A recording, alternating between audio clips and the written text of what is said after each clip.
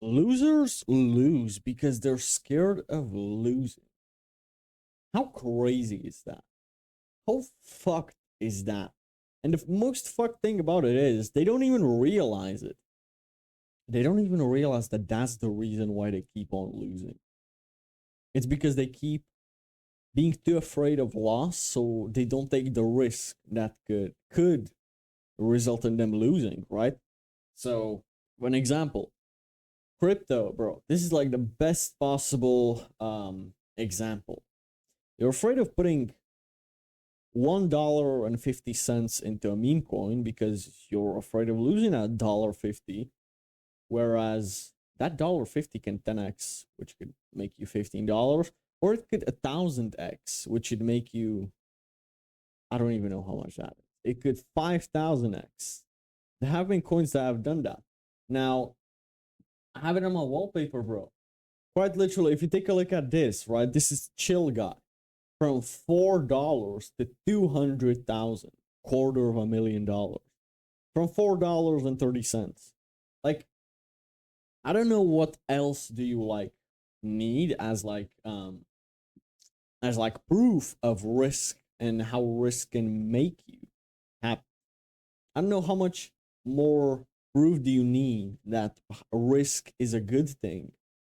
Because if he would have lost that $4.30, he wouldn't give a shit. But now that he turned that $4 into 200K and he did nothing, he didn't work for it. He just put it there and waited and believed. That's why it says never stop believing. Now, this is not a crypto pitch, all right? I'm not telling you to start putting money into meme coins, all right? If crypto is not what you want to do, that's okay. Don't do it. Okay, it's not for everyone. Some people cannot fathom losing money. And if that's not you, then that's okay. It's okay to be a loser. You can go to college and get a job and take the safe route. But then again, I don't know why we would watch my videos, right? But losers stay losers because they're afraid of losing. But if you accept loss and just move on, losses like these, losing $4.31, that doesn't bother you, but turning $4.31 into $222,000 out of nothing, not doing any work.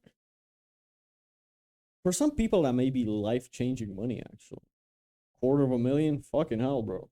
So, to some people, it might actually change their lives for a short period of time. Again, risk can be turned into anything. You can apply risk into anything. Let's say, for example, right? You want to start a YouTube channel, but you're afraid of your family finding out, right? And seeing your videos, and you're afraid of them, like, talking behind your backs, or your friends, classmates, whatever. You're afraid of that. That's the risk, right? I took that risk because I realized that the possible loss is not worth me not trying, if that makes sense. Like, for me, trying was so much more important than people talking shit behind my backs, which they did, that I didn't care and I took the risk anyways, and I wasn't afraid of losing anymore.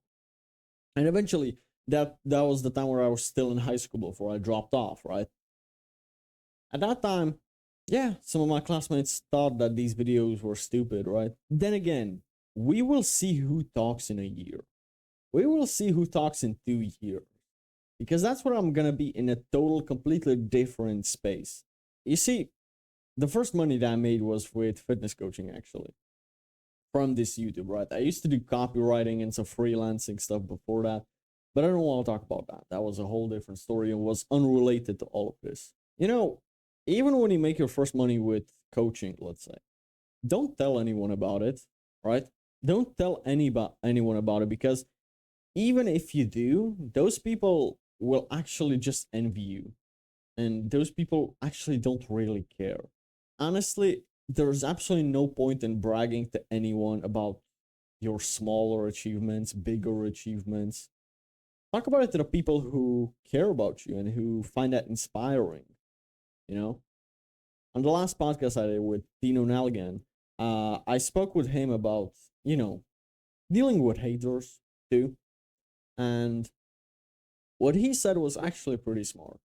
He said, there's always going to be locker room talk behind your back. There's always going to be someone.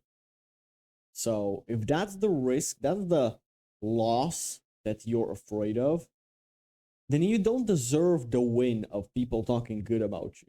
If you're afraid of people talking bad about you, because there's always going to be. There's always going to be hate comments. There's always going to be negative people who just want you to stop. Bro, I've gotten so much hate on my Instagram. Do you think I give a shit? I take a look at that person, and he doesn't even have a six-pack. Why would I give a fuck? So, yeah, man. Bro, 25-year-old dude who lives with his mom, works at McDonald's, and is fat is gonna say something bad about me? And is that supposed to, like, bother me?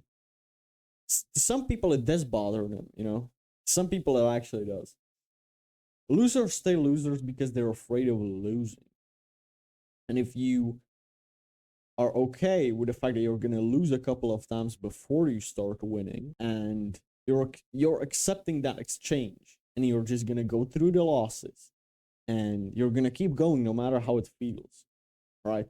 If it feels bad, you're gonna keep going. If it feels okay, it feels good, you're gonna still keep on going. Because, bro, nowadays, whenever I get a loss, it actually feels good because I completely shifted my mindset, and now it's like, this is just a stepping stone. Each loss gets me closer to the win, to the initiated, wanted win.